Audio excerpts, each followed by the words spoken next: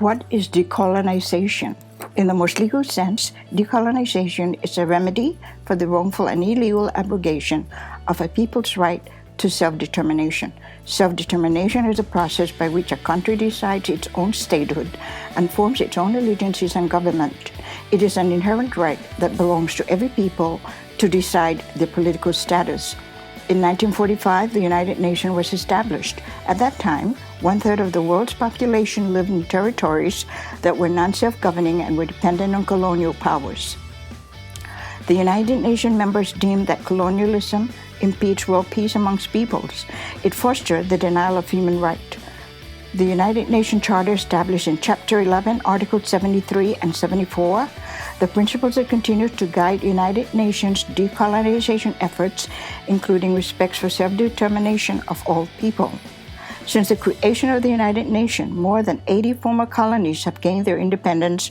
That included 11 trust territories who have gained self-determination through independence or free association with an independent state.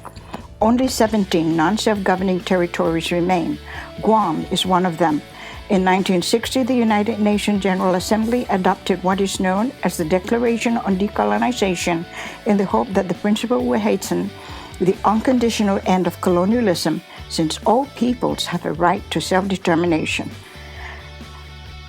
Resolution 1514 and Resolution 1541 came under that declaration.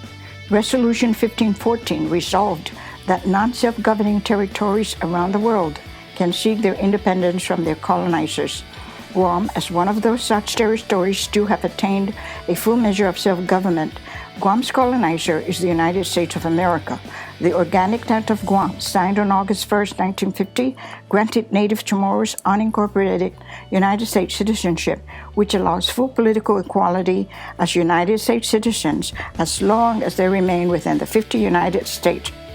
On the other hand, people under an incorporated territory are destined for statehood, as well as having voting options for a president or Congress.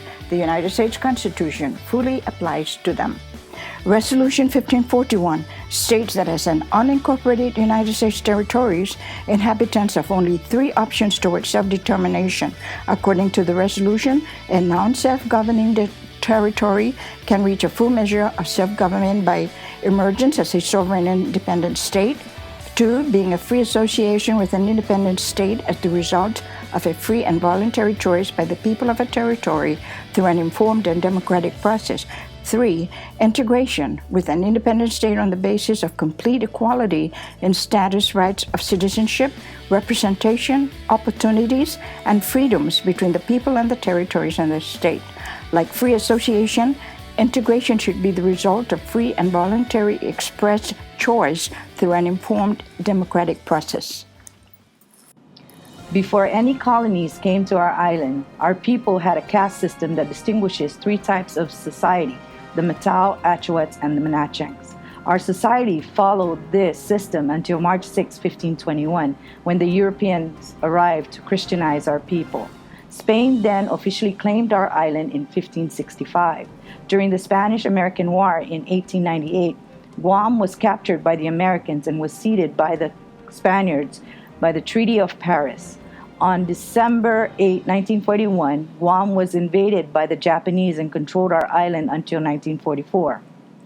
On August 10, 1944, the Japanese surrendered to the United States. In 1950, the Guam Organic Act established our island as an unincorporated organized territory. In 1952, the Immigration and Nationality Act granted U.S. citizenship to all persons born in our island.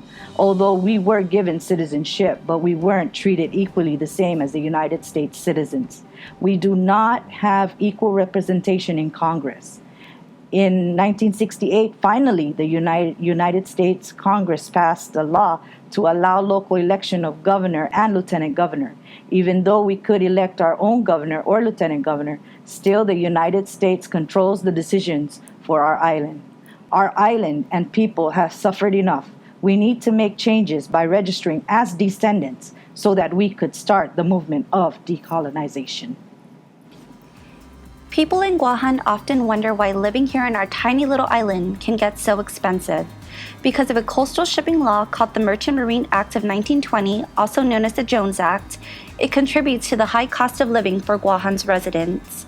The Jones Act creates challenges not only for Guam, but also for other ports not connected to the United States, like Alaska, Hawaii, and Puerto Rico. The act is the reason for high shipping costs that have resulted in the suppression of our economic growth. The act controls coast-wise trade within the United States and prohibits any foreign-flagged vessels from engaging in trades. The key provisions for carriers moving U.S. cargo must be U.S. built, U.S. owned, U.S. crewed, and U.S. flagged. The consequences of the Jones Act hurt the people of Guam. It serves to make prices of goods much higher. Because Guam is an unincorporated territory, and the Jones Act is a federal law, it applies to Guam and we have no say in this matter. Guam is closer to Asia countries. There are times when foreign-built and foreign-owned vessels offer Guam merchants better service at lower freight costs. However, Guam merchants are prohibited from hiring them.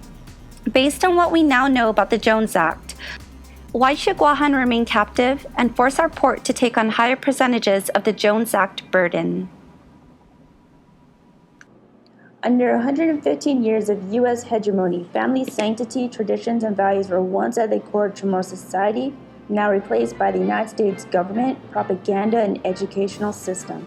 With that, this generation is more detached than ever from their parents and traditional core values that include respect, interdependence, and Inaf Malik, and replaced by technology. Our history and language aren't priorities, especially in education, which is crucial for self-identity early on. Today, 80% of the population speak it, mostly by the Manunku, who use language as an umbilical cord to our ancestors. This generation shows little interest, thus weakening our defense against colonialization. So our language must be revived out of its coma and continue our 4,000-year heritage. However, decolonization can open the possibility of reversing impacts on our socio-cultural identity by reconnecting us to our core values and roots, such as family, history, education, and language. So what can we do? As mentioned in the beginning of this documentary, decolonization is a remedy for the wrongful denial of a people's right to self-determination. The Chamorro people of Guam have yet to exercise this right. Our ancestors, who have been denied this right for centuries, have passed. So it is through their descendants that an atonement can take place. Through the present-day Chamorro, who descended from a people who have yet to exercise their right to self-determination, can the process of decolonization take place. Just as all other people around the world have exercised their right to self-determination, whether through their own ancestors or themselves, the Chamorro people deserve no less. We begin the difficult process of reaching this universal right. But in order to do so, by law, we native inhabitants who are considered to have gained American citizenship by virtue of the Organic Act of 1950, or who are descendants, must populate the Decolonization Registry. By registering, you become an eligible voter to participate in all future plebiscite voting, a voting that takes a poll of the different political status options that native inhabitants desire. But before a plebiscite can occur, we must populate this registry. You can register by any deputized registrar of the Guam Election Commission. By registering, you can bring our people closer to actualizing our future.